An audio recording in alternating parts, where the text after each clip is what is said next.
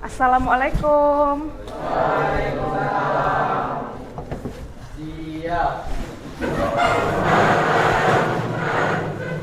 Beri salam.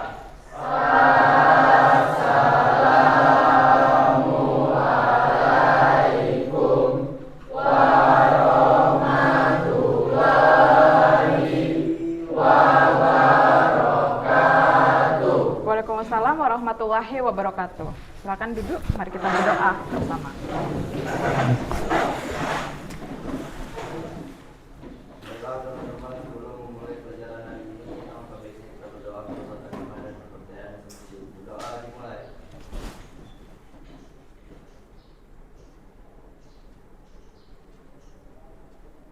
Doa selesai.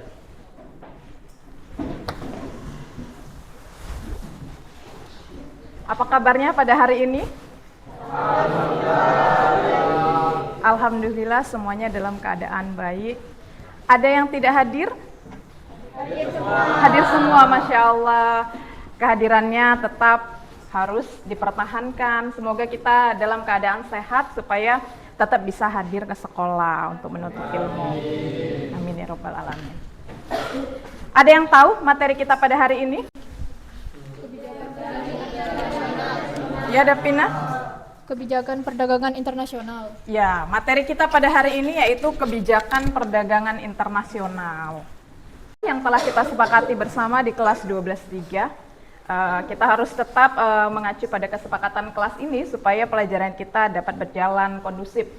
Kelas dalam keadaan rapih dan bersih, disiplin dan kondusif, menghargai dan menghormati, menggunakan Android hanya saat pembelajaran yang telah diizinkan guru. Jadi nanti kita ada kuis, ada tugas setelah Ibu selesai menjelaskan, dan pada saat itulah kalian menggunakan handphone. Kalau belum Ibu bilang menggunakan handphone, berarti kalian belum boleh menggunakan handphone. Lebih baik didengarkan dulu materi yang Ibu akan sampaikan, karena nantinya materi Ibu ini pasti ada penugasan, di mana penugasan itu berkaitan dengan materi yang akan Ibu sampaikan. Nah, sudah siapkah kamu belajar? Sudah, Alhamdulillah. Tahu nggak kaitan materi kita pada hari ini tentang kebijakan perdagangan internasional dengan materi sebelumnya? Iya? Wah, semangat banget nih, Alhamdulillah. Senang Ibu kalau kayak gini. Kaitan antara materi sebelumnya tentang teori perdagangan internasional dan kebijakan internasional saling berkaitan. Iya, Setelah mempelajari teori perdagangan internasional, kita akan tahu kebijakan yang efektif yang digunakan dalam satu negara. Ya, terima kasih jawabannya Nabila Putri. Ada lagi yang lainnya yang mau jawab? Ya, Lutfi. Teori internasional dan kebijakan internasional saling berkaitan setelah mempelajari teori perdagangan internasional. Tentang mekanisme perdagangan antar negara, kita akan mempelajari kebijakan perdagangan internasional yang berdasarkan teori yang telah kita pelajari sebelumnya. Ya, jawabannya bagus-bagus. Kasih hapus untuk teman-temannya. Jadi, kaitan dari materi kita sebelumnya, teori perdagangan internasional dengan kebijakan perdagangan internasional sudah pasti saling berkaitan. Makanya ketika kita belajar pasti beruntun. Setelah kita belajar teorinya, apa itu perdagangan internasional, baru kita akan mengarah ke kebijakan-kebijakan berdasarkan dari teori-teori yang sebelumnya kita pelajari. Untuk apa kita belajar ini? Nah, jadi tujuan kita belajar pada hari ini yaitu, kalian diharapkan mampu membedakan jenis kebijakan perdagangan internasional. Jadi manfaat kita belajar dengan kita tahu jenis kebijakan perdagangan internasional, manfaatnya itu supaya kita tahu apa sih gunanya kebijakan di dalam negara diberlakukan. Nanti kita akan tahu bahwasanya, wah ternyata kebijakan itu untuk melindungi produk-produk lokal, industri dalam negeri. Ibu menggunakan model pembelajaran means and analysis, di mana nanti kalian di sini menganalisis sebuah permasalahan. Terlebih dahulu Ibu nanti menjelaskan. Jadi langkah-langkah pembelajaran mean and analysis yaitu Ibu menjelaskan terlebih dahulu. Kemudian selesai Ibu menjelaskan, kalian nanti akan Ibu bagikan tugas di dalam kelompok yang memang sudah dibentuk. Kemudian nanti kalian akan mengidentifikasi masalah-masalah. Ibu motivasi kalian untuk terlibat aktif dalam kelompok kalian. Kemudian kalian nanti analisis masalah dan cari cara-cara untuk mencapai tujuan pembelajaran yang diharapkan. Kalian buatlah kesimpulan di dalam kelompok kalian, kemudian dipresentasikan ke depan. Setelah dipresentasikan ke depan, nanti baru dibacakan kesimpulan menurut kelompok kalian. Jadi itulah langkah-langkah yang nantinya akan Ibu dan kalian lakukan. Ini ada pertanyaan yang sangat sederhana dan mungkin sudah kalian lakukan. Pernahkah kalian membeli barang dari negara lain? Oh, pernah. Jawaban yang bagus. Apakah harga barang yang kalian beli menjadi lebih murah atau lebih mahal? Untuk harga tentu saja lebih mahal, Bu, karena adanya bea masuk, Bu. Ya, jawaban yang bagus. Padahal kita belum belajar bea masuk, tapi ternyata Chelsea sudah tahu bahwasanya adanya bea masuk. Ada lagi yang lain? Ya. Ya, Mas Ayu, sebentar.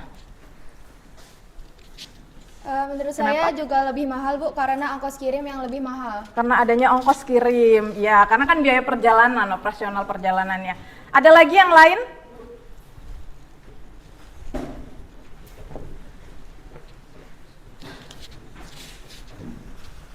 Iya, Laksamana? Karena perbedaan mata uangnya, Bu. Perbedaan mata uang, ya. Karena perbedaan mata uang juga menjadi penyebab kenapa sebuah barang harganya lebih mahal ketika dijual ke negara lain.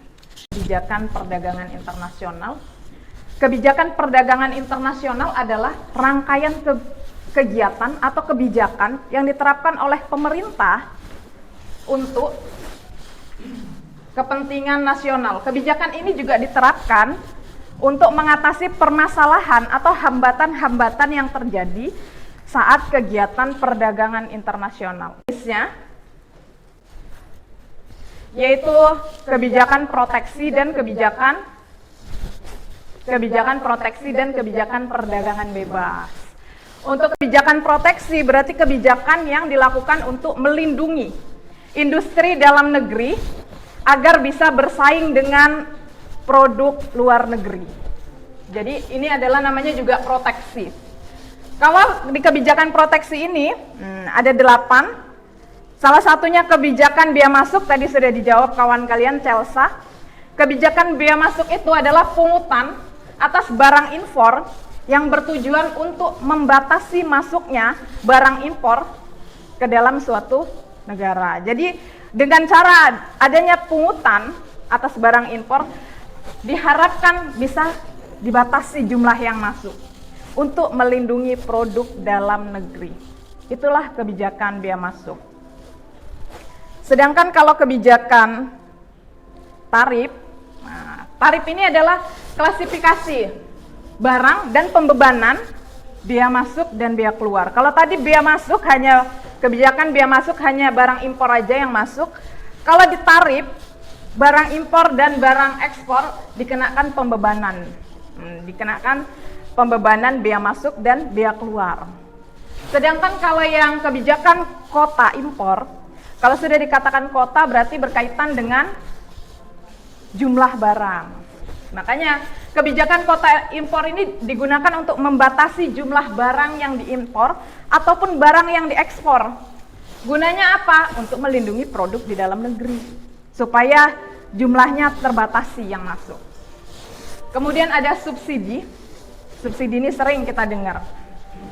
Subsidi ini merupakan pemberian bantuan kepada pengusaha. Supaya apa diberi bantuan pengusaha? Supaya harganya dapat bersaing, nggak terlalu tinggi dengan cara diberi bantuan. Kemudian ada dumping. Dumping ini kebijakan dengan cara apa dumping?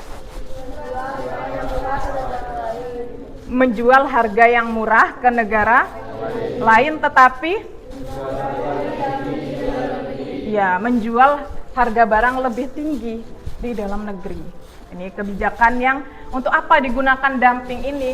Ya pastinya supaya menarik perhatian konsumen tetapi dengan cara menjualnya lebih murah kepada negara lain, supaya negara lain mulai mau tertarik untuk membeli produk yang telah dijual. Ada larangan impor. Jadi larangan impor ini sebuah kebijakan melarang produk atau melarang industri memasukkan atau mengimpor barang-barang tertentu untuk melindungi industri dalam negeri. Jadi ada barang-barang yang dilarang diimpor karena bisa juga karena membahayakan, bisa juga karena barang-barang tertentu bisa merusak pasar yang ada di dalam negeri. Nanti produk yang ada di dalam negeri tidak bisa bersaing karena barang impor yang masuk. Jadi digunakanlah larangan impor. Sedangkan kalau larangan ekspor, yaitu larangan mengekspor sejumlah barang tertentu ke negara lain dengan berbagai pertimbangan. Bisa jadi pertimbangannya ini sumber daya alam, khawatir habis, jadi nggak diekspor. Atau mungkin ada kebijakan yang diterapkan dalam suatu negara, itu digunakan larangan ekspor. Kemudian yang terakhir ini adalah diskriminasi harga. Menjual barang, kalau diskriminasi harga, menjual barang dengan harga berbeda untuk satu negara dengan negara yang lainnya. Jadi misalnya dijual tas di Indonesia dengan di Singapura harganya beda, misalnya tasnya dari Amerika misalnya. Jadi menjual barang dengan harga yang berbeda ini namanya diskriminasi harga. Untuk kebijakan perdagangan bebas, kebijakan perdagangan bebas ini kebijakan yang dilakukan untuk menghapus kebijakan-kebijakan yang proteksi tadi, menghapus hambatan-hambatan yang membatasi sehingga terjadinya kebijakan perdagangan bebas. Jadi tanpa ada kebijakan-kebijakan yang sebelumnya tadi. Supaya apa? Supaya produk-produk luar, produk-produk yang ada di luar negeri dan produk-produk yang lokal dapat sama-sama bersaing tanpa adanya batasan-batasan. Jadi di sini nanti tidak ada lagi kebijakan proteksi karena sudah masuk kebijakan perdagangan bebas.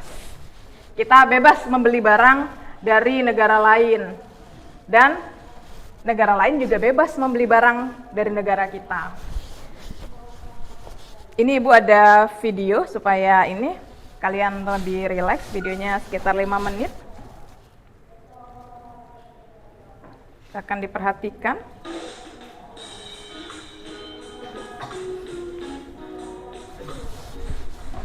Siapa yang suka membeli barang lewat online shop? Online shop itu menjual barang-barang yang diproduksi dari luar negeri loh. Oleh karena itu, mereka harus membeli barang-barangnya terlebih dahulu, baru kemudian dikirim deh ke rumah kamu. Nah, proses ini sebenarnya termasuk ke dalam kegiatan perdagangan internasional. Tadi ada jenis-jenisnya beserta ilustrasi contohnya. Sampai sini sudah mengerti semuanya? Sudah mengerti? Ada yang mau ditanya? Oh iya, Asli. Bu, kenapa suatu negara melakukan kebijakan larangan ekspor, sedangkan melakukan ekspor kan negara mendapat keuntungan? Ya. Pertanyaan yang bagus, Rafli. Jadi ketika suatu negara melakukan larangan ekspor, padahal ketika kita mengekspor kan dapat untung, Bu. Tapi kenapa ya, Bu, dilarang? Dilakukan larangan ekspor. Jadi negara itu bukan hanya akan mengambil keuntungan saja, tetapi dilakukan larangan-larangan ekspor ini karena ada hal-hal tertentu. Ada yang karena sesuai kebijakan, ada juga karena misalnya khawatir sumber daya yang ada di negara yang bersangkutan menjadi habis atau misalnya menjadi punah. Contohnya aja kulit-kulit hewan. Kulit-kulit hewan tidak boleh diekspor keluar untuk hewan-hewan tertentu yang nanti akibatnya akan punah. Nah, kemudian ada lagi kebijakan pemerintah tentang larangan ekspor untuk mineral murni. Jadi harus diolah terlebih dahulu supaya menaikkan nilai jual, dan itu juga untuk menjaga sumber daya alam yang dimiliki oleh Indonesia. Udah sampai sini, Rafli sudah mengerti? Sudah. Yang lain ada lagi yang mau bertanya? Oh iya. Bu, gimana pengaruh perdagangan internasional dengan produk lokal yang ada dalam suatu negara? Ya. Pengaruhnya, terima kasih pertanyaan yang bagus Mardiansa. Jadi sangat berpengaruhnya itu bagaimana misalnya? Dengan adanya persaingan dari industri luar yang menjual barang di dalam negeri, pastinya produk-produk yang di dalam negeri akan bertambah banyak pesaing. Maka diperlukan kreatif, diperlukan mutu, diperlukan harga yang bisa bersaing. Gitu. Dan sampai sini ada lagi yang mau ditanya? Ada lagi? Sudah mengerti semuanya? Sebelum kita masuk ke tugas, untuk lebih semangat lagi silakan semuanya berdiri. Tangannya dikepal semua. SMA Negeri 1 Pangkalan Baru, juang semua berkarya bersama. SMA Negeri 1 Pangkalan Baru, berjuang semua berkarya bersama. Tepuk tangan untuk kita semua. Silakan duduk kembali. Tugasnya silakan dikeluarkan handphonenya. Tugasnya menggunakan link. Linknya bisa dicatat di ya, Destika. Ya, satu kelompok satu aja nanti yang ngumpul linknya, ke linknya. Jadi dikerjakan bersama. Di dalam link itu, nah, ada tugas-tugasnya tentang kebijakan perdagangan internasional yang berlaku di Indonesia selama 5 tahun terakhir. Jadi kalian gunakan handphone kalian untuk searching, untuk kalian analisis kebijakannya apa, sumbernya dari mana, sumber yang relevan, jangan yang nggak relevan yang diambil. Sumbernya dari mana, kebijakannya apa, digunakan pada tahun berapa, kemudian nanti kalian presentasikan. Semuanya ini satu kertas saja nantinya yang difoto, kemudian dikirim di link yang ada di sini. Jadi ini pertanyaan yang ada di dalam linknya.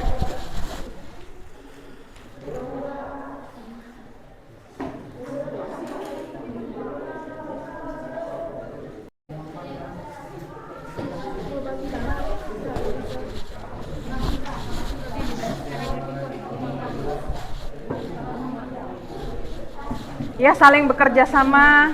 Yang penting nanti kan dikirim, nanti Ibu tampilin di slide biar teman-temannya bisa baca.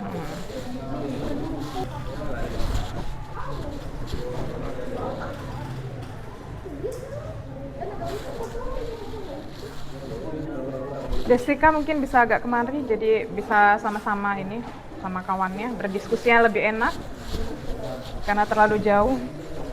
Ini dekat Davina.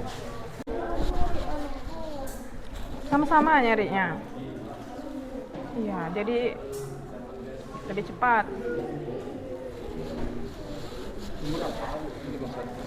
Sumber kalian cari kebijakan itu pada tahun 2019 kalian buat kebijakan tarif impor. Jadi dari mana sama-sama kesimpulannya, disimpulkan apa dari kebijakan-kebijakan yang kalian cari.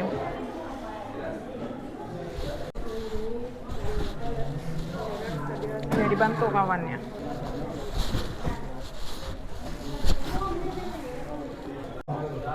Dibantu kawannya mencari kesimpulannya, sama-sama disimpulkan. Kan 6 orang ini ada pasti pendapatnya beda-beda. Kemudian dicari jawaban yang kalian rasa paling baik, paling dari ke-6 jawaban kalian dikumpulin jadi satu. Jadi jangan sampai jawaban satu orang aja, tapi jawaban bersama dari ke-6-6-nya. Kemudian kalian simpulkan mana jawaban yang paling tepat, yang berkaitan dengan apa yang kalian cari.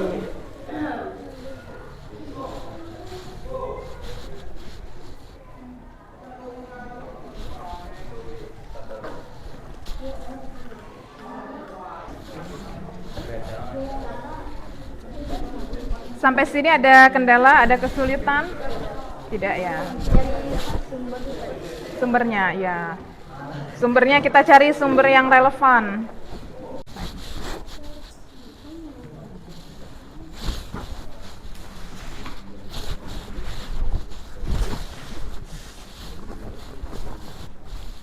Christian dibantu kawannya nyari.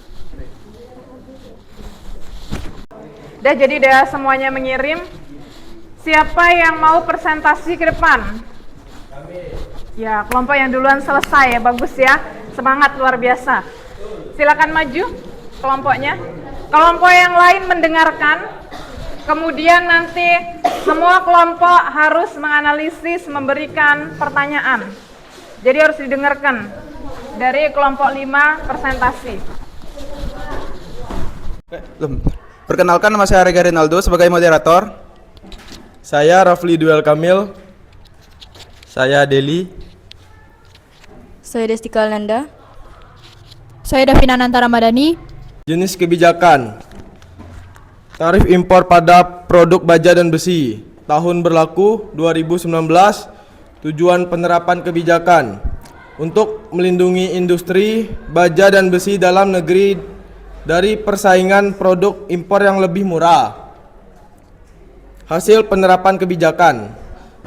Produksi baja dan besi dalam negeri serta daya saing produsen lokal pun meningkat. Selanjutnya akan dijelaskan oleh Deli. Yang kedua, jenis kebijakan kuota impor beras tahun berlaku 2020.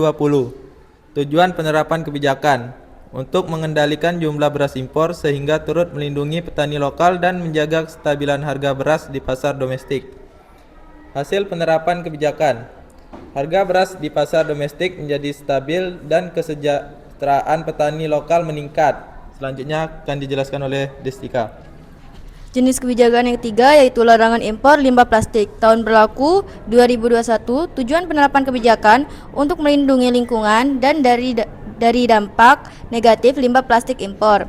Untuk hasil penerapan kebijakannya yaitu jumlah limbah plastik yang masuk ke Indonesia berkurang dan kesadaran akan pentingnya lingkungan pun meningkat. Yang keempat, subsidi pupuk untuk petani. Tahun berlaku tahun 2022. Tujuan penerapan kebijakan untuk meningkatkan produktivitas sektor pertanian dan daya saing produk yang pertanian lokal di pasar internasional. Hasil penerapan kebijakan produksi pertanian serta kesejahteraan petani pun meningkat. Selanjutnya akan dijelaskan oleh Davina. Jenis kebijakan bea masuk anti dumping pada produk tekstil dari Tiongkok. Tahun berlaku 2023. Tujuan penerapan kebijakan untuk melindungi industri tekstil dalam negeri dari praktik dumping oleh produsen luar negeri. Hasil penerapan kebijakan, daya saing industri tekstil dalam negeri meningkat serta impor produk tekstil akan berkurang. Cukup sekian hasil diskusi kami. Di sini kami membuka sesi tanya jawab. Ya, siapa yang mau bertanya?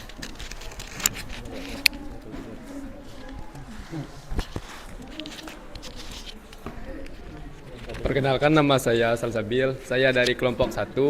Di sini saya mau bertanya.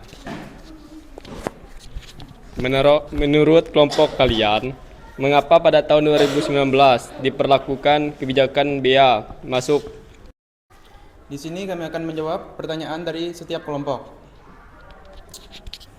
Dari pertanyaan dari kelompok 1. Menurut kami, tahun 2019 diberlakukan kebijakan bea masuk anti dumping di Indonesia karena untuk melindungi industri yang ada dalam negeri. Misalnya industri baja, persaingan yang tidak sehat dengan adanya negara lain yang menjual produk baja di bawah harga pasar. Saya akan menjawab pertanyaan dari kelompok 2. Menurut kami, manfaat kebijakan peningkatan tarif bea masuk pada tahun 2021 adalah untuk mengurangi masuknya produk impor sehingga produk lokal dapat bersaing di pasar dan diminati konsumen. Baiklah, untuk jawaban kelompok 3, menurut kami, pada tahun 2020 diberlakukan kebijakan larangan ekspor bahan mentah mineral khusus seperti nikel karena untuk meningkatkan nilai tambah pada produk nikel domestik dan sesuai dengan aturannya yang terdapat pada Undang-Undang Nomor 3 Tahun 2020 tentang perubahan atas Undang-Undang Nomor 4 Tahun 2009 tentang pertambangan mineral dan batu bara mengamanatkan agar tidak lagi melakukan ekspor bahan mentah. Apakah sudah mengerti?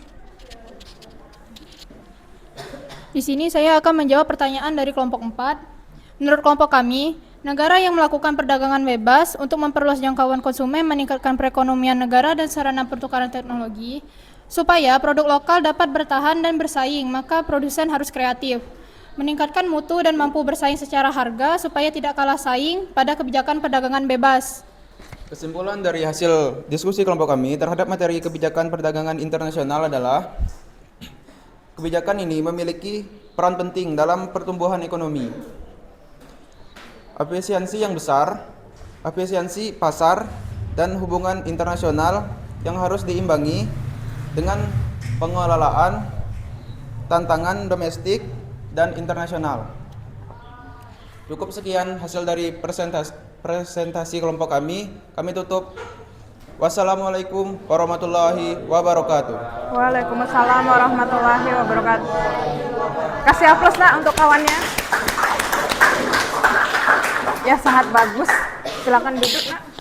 Lakukan di Indonesia selama 5 tahun terakhir. Yang tahun 2019 diberlakukan kebijakan apa? Ya, tarif. Kesimpulan pelajaran kita pada hari ini. Ya, Pinka. Wah, aktif berarti dari tadi menyimak. Semuanya saya menyimak dengan baik. Ya, Pinka, kesimpulan kita pada hari ini. Kesimpulannya adalah kebijakan dibagi menjadi kebijakan proteksi dan kebijakan bebas. Kebijakan proteksi dibagi menjadi 8 bagian. Yang pertama, kebijakan bea masuk, yang kedua kebijakan tarif, yang ketiga kebijakan kota impor, yang keempat subsidi, yang kelima dumping, yang keenam larangan impor, yang ketujuh larangan ekspor, yang ke-8 diskriminasi harga. Ya. Jadi kita ulangi bersama-sama. Pinka sudah cukup bagus. Kebijakan perdagangan internasional jenisnya dibagi menjadi 2, yaitu kebijakan proteksi dan kebijakan perdagangan bebas. Kemudian kebijakan proteksi ada 8, yaitu kebijakan bea masuk, ya, jadi ada kebijakan bea masuk, kebijakan tarif, kebijakan kota impor, subsidi, dumping, larangan impor, larangan ekspor, dan diskriminasi harga. Di sini Ibu ada pertanyaan refleksi tentang pembelajaran kita pada hari ini. Yang pertama pertanyaannya, apakah kalian bisa mengikuti pembelajaran dengan baik? Siapa yang bisa? Ayo, siapa yang mau mengasih ini refleksinya? Ya, Valentia. Bisa, Bu. Bisa. Manfaat apa yang kamu peroleh? Saya jadi lebih tahu tentang jenis-jenis kebijakan perdagangan internasional. Ya. Kemudian, apa yang akan kamu lakukan untuk memperbaiki hasil belajar kamu ke depannya? Akan belajar lebih giat dan semangat lagi. Wah, akan belajar lebih giat dan semangat lagi ya. Beri aplaus buat Valentia. Kemudian siapa lagi? Ya, Lutfi. Lutfi, apa yang kamu rasakan mengikuti pembelajaran pada hari ini? Saya bisa, Bu. Bisa. Ya. Kemudian, apa manfaat yang kamu dapatkan? Saya jadi tahu, Bu, manfaat diterapkannya kebijakan perdagangan internasional dapat menstabilkan persaingan produk lokal dan impor. Ya, kemudian cara kamu untuk memperbaiki hasil belajar kamu? Saya akan belajar lebih semangat lagi, Bu. Lebih semangat lagi belajarnya. Kasih aplaus. Jadi semuanya mau belajar lebih semangat lagi. Alhamdulillah, karena dengan kalian semangat, pasti hasil belajarnya meningkat. Untuk pertemuan minggu depan, materi kita yaitu neraca pembayaran. Sebelum kita tutup pembelajaran kita pada hari ini, alangkah lebih baiknya kita berdoa dulu. Ketua kelasnya silakan dipimpin doanya.